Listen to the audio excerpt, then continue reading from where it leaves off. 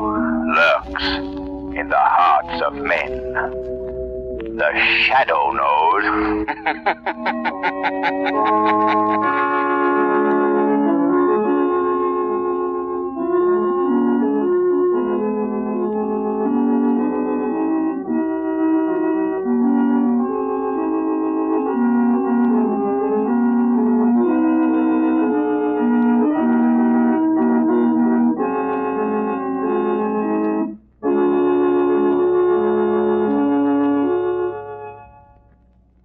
Before the Shadow's latest adventure begins, the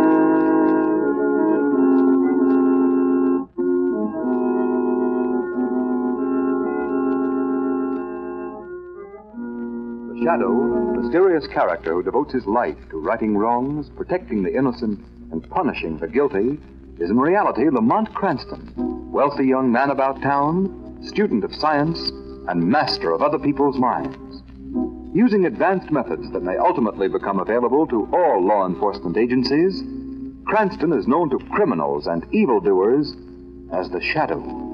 Never seen, only heard, as haunting to superstitious minds as a ghost, as inevitable as a guilty conscience.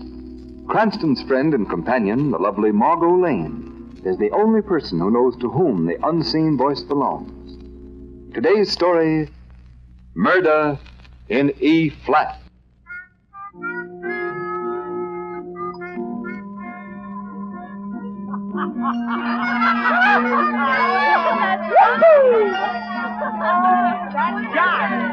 Eddie, look. Yeah? Isn't that Martin Charlie sitting over there? Well, doggone if it isn't. Hey, Charlie! Hi, Eddie. Come on over here, you and Marge. Okay, come on. Never expected to see them here. Well, hello, Helen. Hello, Eddie. You got room for us? Oh, sure. Hey, waiter, 2 more chairs. What do you think of this band? Heard words. Boy, this skinny butler's the hottest cup in town. Well, I'll still take Louis Prima. Boy, there's my idea of that. Quiet, now let's listen. All right. Come on! Skinny, we're rolling over!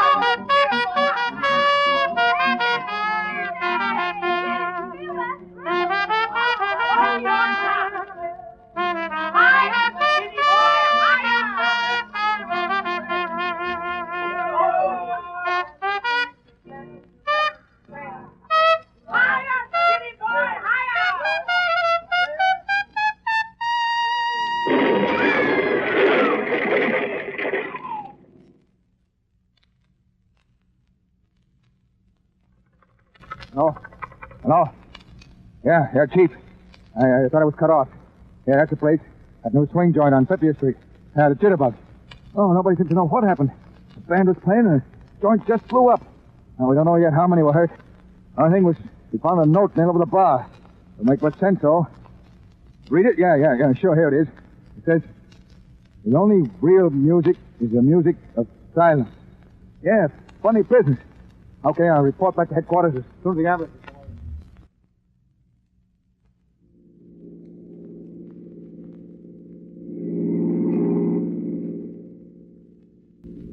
Go on, Henry. Pass that car in front. But, my dear, I can't without crossing that white line, and Oh, besides... now, then make him pull over. Oh, Henry, blow your horn. But you're not supposed to blow your horn in the city, my dear. You know that. The Anti-Noise Committee I says don't that care what the Anti-Noise Committee says. Blow your horn and make that fellow get over. Just as you say, my dear.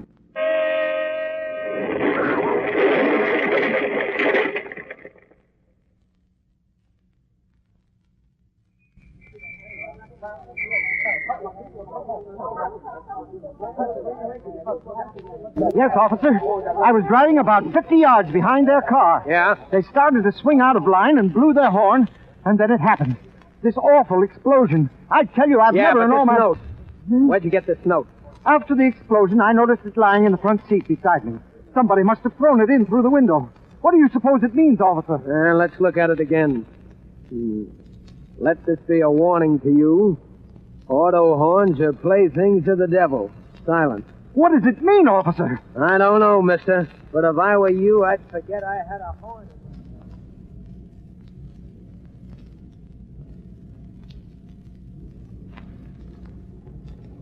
You know, Margot, there's something very peculiar about these bombings.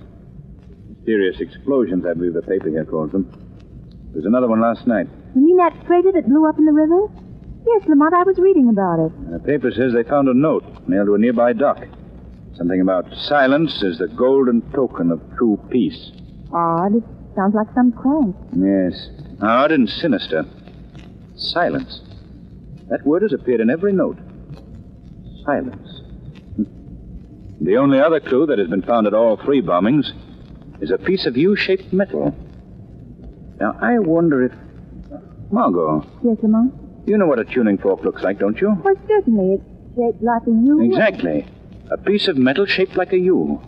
Look at this picture here in the paper. Divers found that in the hold of the bomb freighter. Yes, it certainly looks like a tuning fork, all right, but I don't see what... Neither do I, Margot. Yet I feel there's a link between the word silence, these tuning forks, and the bombing. Yes? And if there is a link, Margot, I've got a hunch that this city may be in for one of the most terrifying ordeals it has ever experienced. Then you believe there'll be more of these awful bombings? I don't know what to believe, Margot. I don't know what.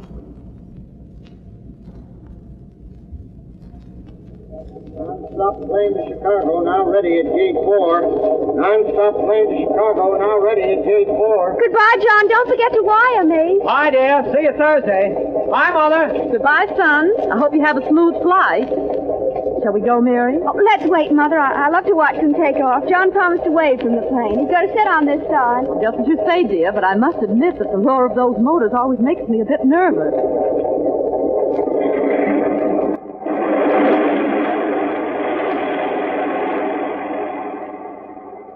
There he is, Mother. There's John. Bye, John. Bye.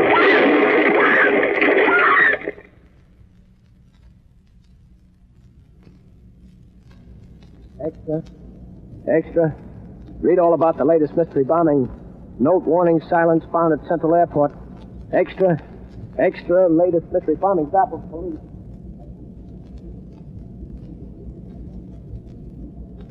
Sergeant, you say Traffic Officer O'Grady found this bomb? Yes, Commissioner Weston. It was stuck in a refuse basket. And this note here was pasted on the police phone box next to the basket. I see it.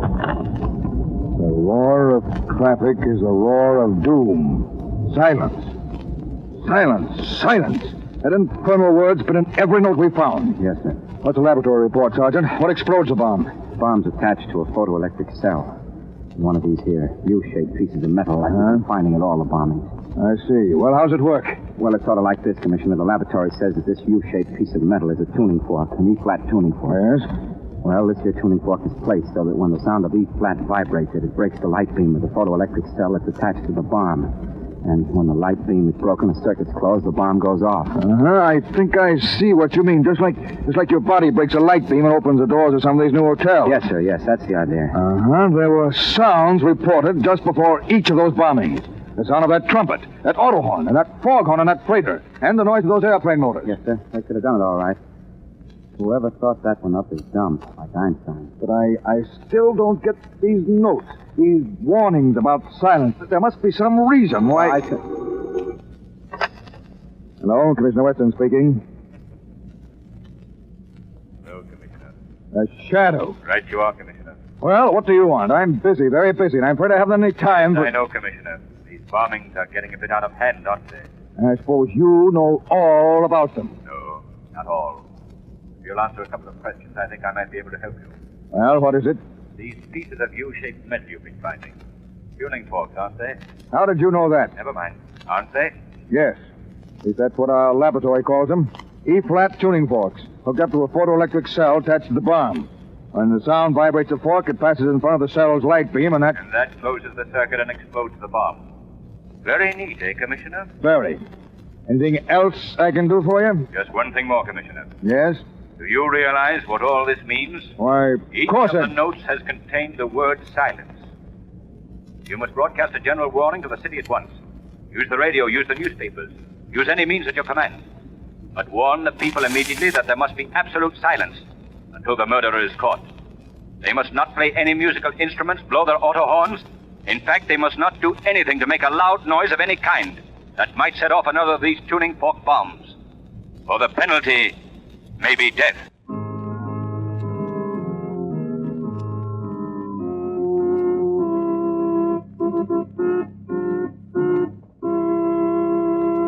That's the end of Act One.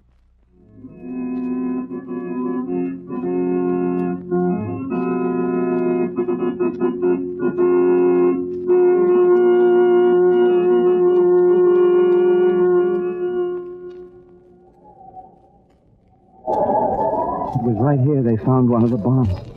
Hidden in one of these trash baskets. Yeah. Imagine it right here at one of the busiest corners in the city. I tell you, it's enough to give it the creeps. It certainly is. Look up the avenue there. Here it is the middle of the day and not a car in sight. Boy, I haven't had my car out of the garage since the police commissioner broadcast that warning. Think of it. He said even a squeaking brake might send you to Kingdom Come. Well, I can tell you, Kingdom Come would be better than this. They don't find the guy that's planting these bombs soon. The whole town's going off its nut. You're telling me. I haven't slept in 4 nights. It's awful silence. Like a wet blanket over your face. Day after day and not a sound.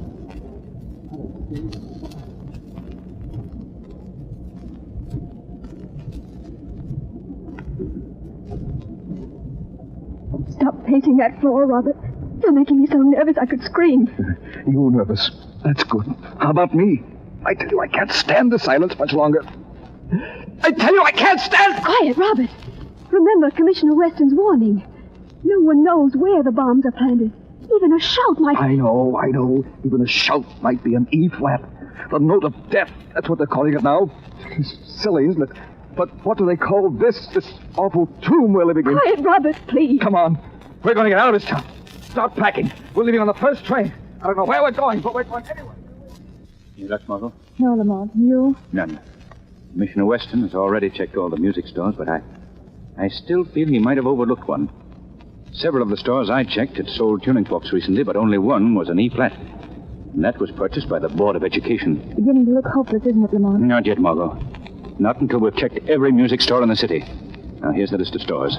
We'll separate again. You take these I've marked in the list now. Visit the others. Yes, Lamont. We must hurry, Margot. Every minute moves us closer to the next explosion. Ghastly, isn't it? All morning as I walked these deserted streets, I felt like I was moving through some city of the dead. Yes, it's like a plague. A plague of silence. But we must be on our way, Margot. It's not a moment to lose.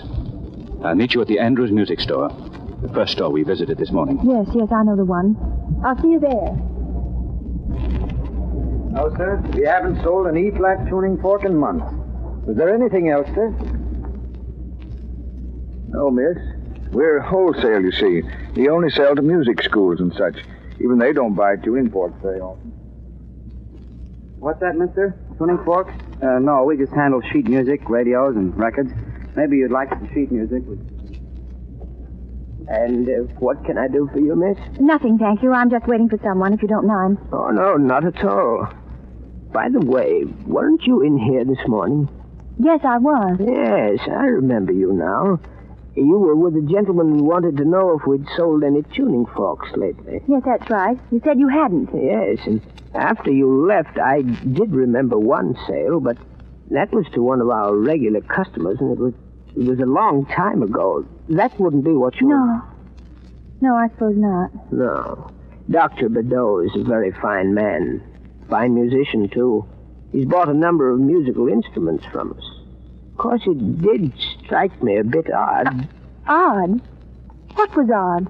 Well, Dr. Bedeau wanting all of those tuning forks for the same pitch. E-flat, I believe it was. E-flat? Yes, but you know how musicians are. Surely you don't... Oh, no, of course not, but I suppose I should see this Dr. Bedeau, just for the record, you know. Would you like his address, then? Yes, if you'd be so kind. Yes, sure, I'll write it down for you. Dr. Andre Bedeau, 2218 West 9th Street. Nice. Well, thank you. And if the gentleman I'm waiting for should arrive while I'm gone, tell him to wait. Yes, His name is Lamont Cranston. If I'm delayed, tell him to meet me at Dr. Bedeau's.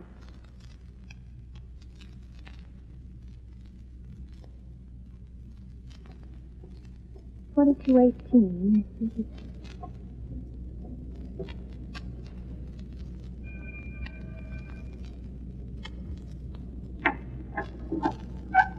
Yes? Dr. Bedeau? Yes, that is right. Dr. Bedeau. Doctor of Music. Bachelor of Arts. And you, my dear? My name is Margot Lane, Doctor. I'm a voice student. Oh, musician. And so beautiful. Do come in. Thank you. This is my studio. Oh, it's charming. You teach here? No. I seldom teach, my dear. I'm composer. Great composer. No, I'm afraid that is still my own little secret. Well, then you wouldn't have time for a simple student like myself. No. On the contrary, my dear. It has always been my special pleasure to encourage real talent. Especially beautiful talent. Yes. Mm-hmm. Yes, well, that's very nice, but I'm not awfully talented, Monsieur Godot. I don't really believe you'd be interested. Oh, no, but I have already decided I would be interested. Most interested. But first, you are just in time for a treat. A rare treat. Well, I'm afraid I must go now. I just remembered an appointment. You should remember that before you interrupted my work. Now that you are here, you shall remain on until it is my pleasure to dismiss you. But you can't do that. Quiet. Sit down. There. I did not ask you to disturb me. But now that you are here, you shall share a secret with me. You like secrets, no? Most young women like secrets, but can't keep them. I'd rather think you shall keep this one, my dear. Shadow. Yeah, what is that? What did you say? What? Oh, you are wasting your breath, my dear. Really you are. The studio is soundproof. Completely soundproof. And now for my secret. You see this beautiful electric organ? Yes, of course, This but electric organ shall reveal my secret. My greatest composition. I shall play it for you now on this beautiful organ. Oh, pardon me, just a moment, my dear. The door seems to have blown open. Yeah. Turn of the lock will guard us against such interruption. Don't lock that door. You hear me? Let me out of here. Quiet! Really, you don't seem to realize what a great honor I am to bestow on you. For you shall be my first and the last to hear my greatest composition.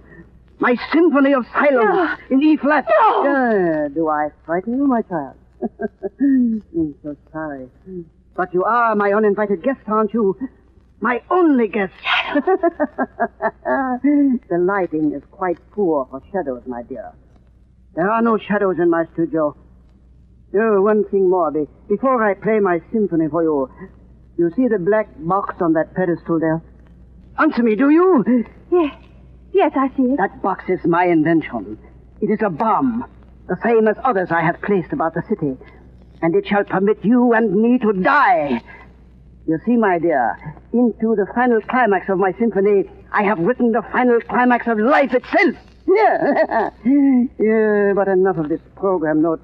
Yeah, let us begin the performance. Listen, my dear. Listen to the pale beauty of the whole tone. Truly a feast, isn't it? A feast for just the two of us. 3, Dr. Bedeau. 3 of us. Shadow, they told you where I was. 3. No, who speaks? I am the Shadow. The shadow. Oh, yes, of course, my inner voice, my shadow. The shadow of my poor, weak conscience. Yeah, of course, Shadow, the 3 of us. Yes, that's right. We've had an exciting time lately, haven't we, Bedeau? You, the master. I, your shadow. Quite exciting, my shadow. And it has led us to victory. Yes, we have at last won our war on noise. The silent city pays tribute to our cause. But why, Bedeau? Why have we waged this war on the city? Why these bombings? Why this terror? You forget so soon. What a poor conscience you are, Shadow. But once more, I will tell you. We have been waging the war of wars. The war for peace. For only the true peace is a simple peace of silence. Yes, Bedeau, but... Quiet, my conscience. Silence is the only way to fight the unhappiness in the world today. This world of ours with its war, its chaos, its noise. Yes, above all, its noise. How many of our bombs are still unexploded, Bedeau? How many? 3 throughout the city, my forgetful shadow. And 1 here on the pedestal, waiting to play its part in my Symphony of Silence. Waiting for me to play E flat. But the 3 in the city, Bedeau. Where did we leave them? Oh, what a poor conscience you are, Shadow. One's conscience should not forget so often. Yeah, but I will forgive you. Don't you remember the one we left in the elevator shaft of the State Building? Yes, I remember now. Very clever of us, wasn't it, Bedeau? Yeah. And another we planted behind the Timer's Bell in the Sports Armory. Oh, but of course. How stupid of me to forget. And the third in the Grand Terminal. 3 noisy places, without a doubt. Yeah, but noisy no longer. The city is as silent as a tomb. And so long as it remains silent, so too will the bombs. Yeah, but now my symphony reaches its climax. My work is finished. Listen to the compelling beauty of the finale. Hear those whole tones marching up. Yes. It is the work of a master. I, Bedeau, the greatest of them all. And now the final suspension. And the final resolution. The finality of my symphony in silence. In E flat.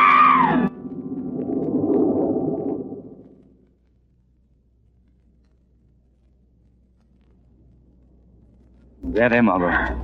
Just rest a minute. Everything is all right.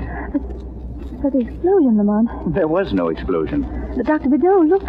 Lying there across the keyboard. Is he? Yes. Dead. Quite dead. It was Bedeau's body pressing against the keyboard that caused the rumbling you thought was an explosion. But I still don't understand. What happened?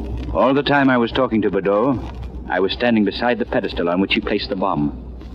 When he started to play the organ, I disconnected the photoelectric cell from the bomb, making it harmless. But Bedeau is dead. Heart failure, my dear Margot.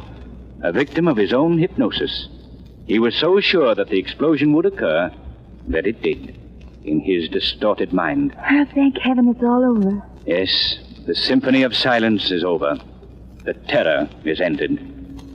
Once more the city can return to its normal life.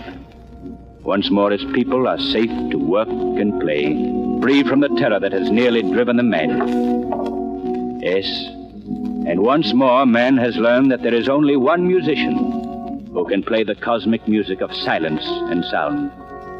The master musician of them all, the composer of life itself.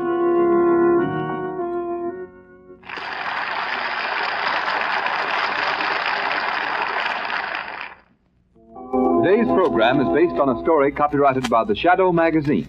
All the characters and all the places named are fictitious.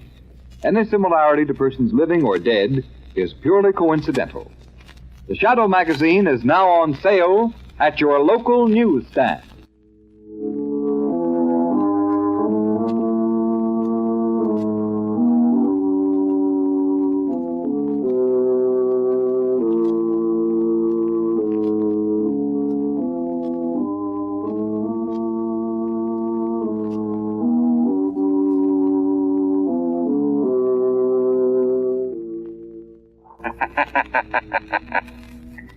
Let no man tempt you into crime.